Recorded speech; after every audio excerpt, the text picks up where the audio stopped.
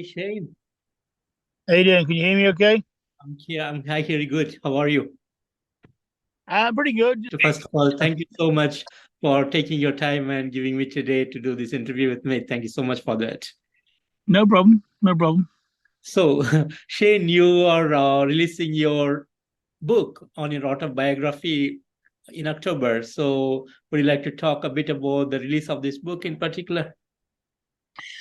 Um, well, I guess you never really think that you're going to do your own book. I guess I used to joke about it a little bit in passing conversations with friends, and during the pandemic, really, there was a lot of time to.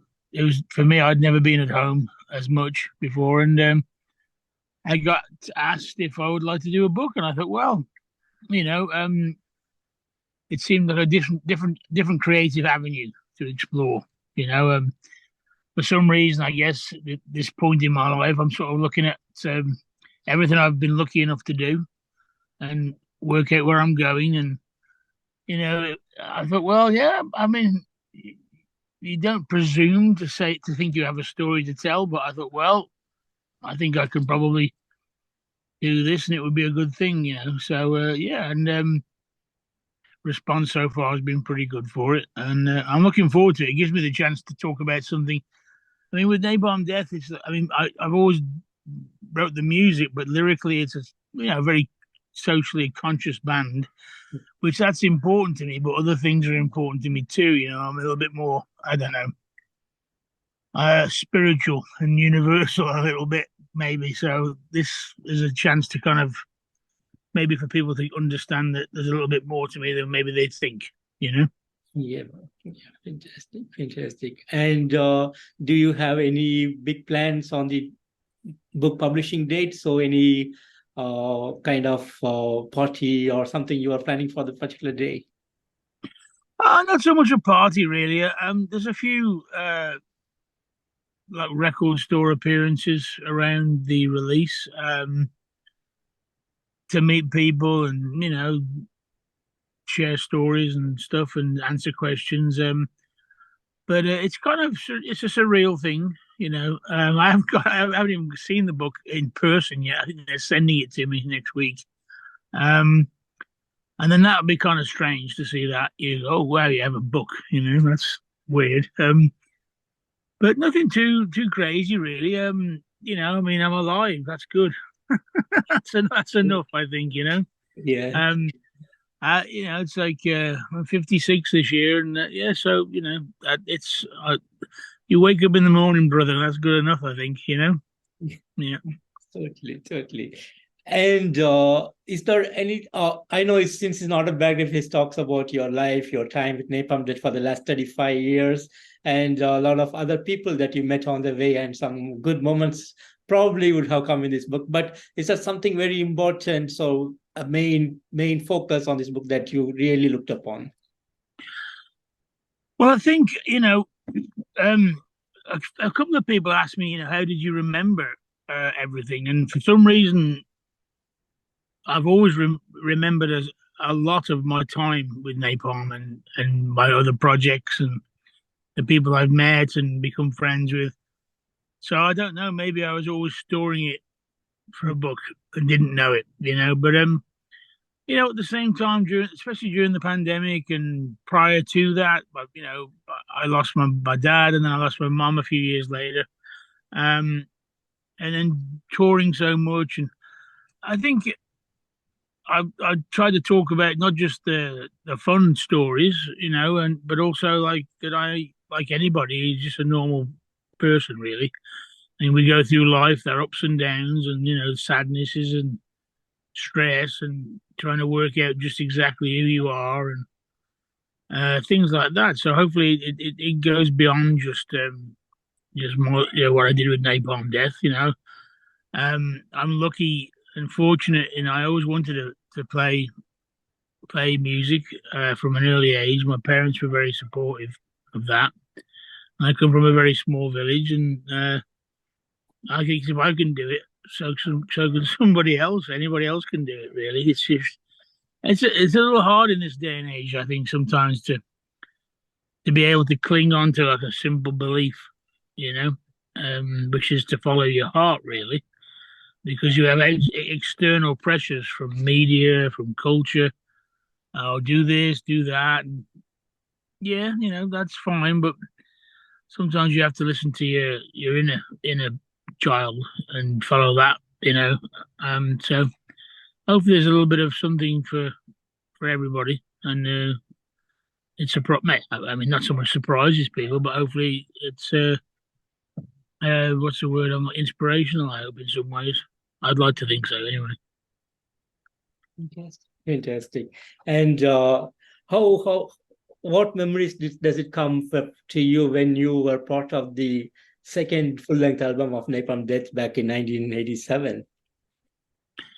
Well, as it kind of says in the book a little bit, I mean, I could have probably joined between side A and side B of Scum and didn't. I was a little nervous.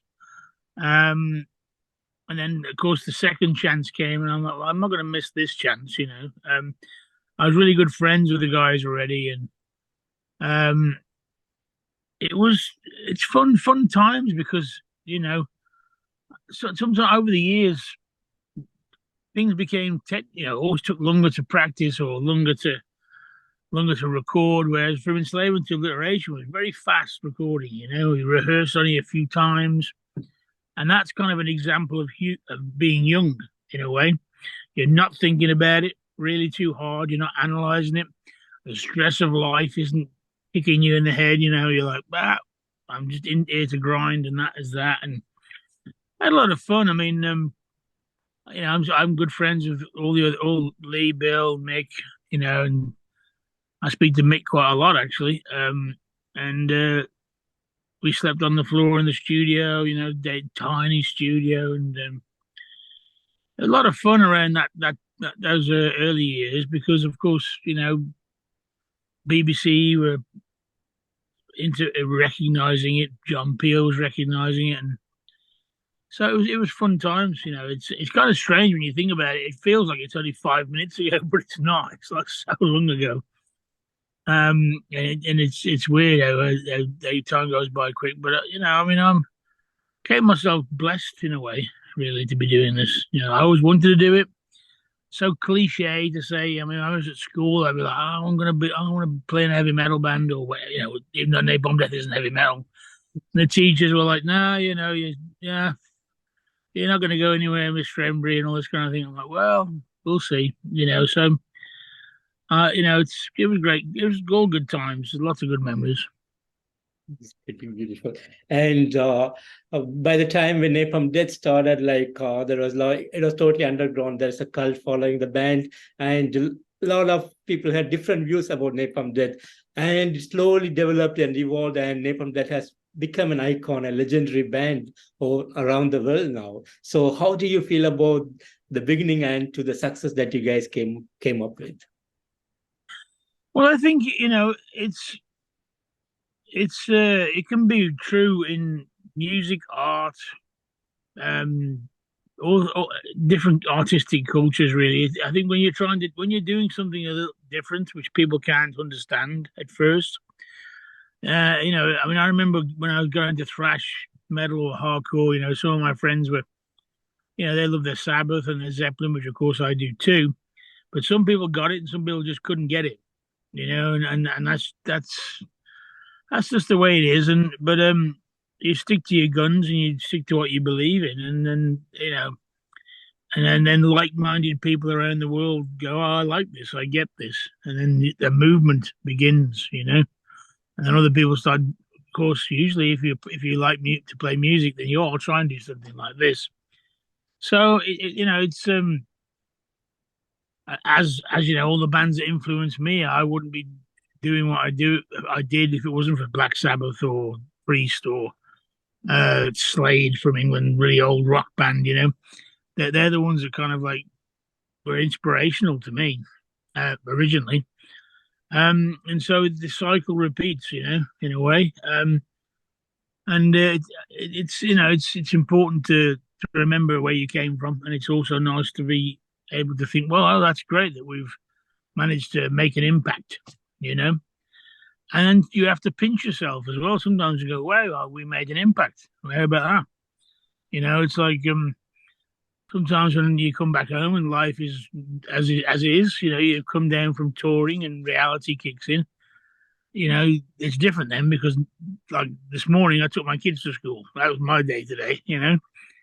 So it doesn't really matter that I was running around on stage last week. This morning I'm their dad. That's the way it goes. But occasionally it's nice that it's a little warm feeling inside. You go, hey, we did something good.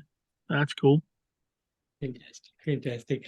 And you had a long journey along with Bernie as well in Napalm. So how has this thing with Bernie going on, and does he know about your autobiography that is coming up?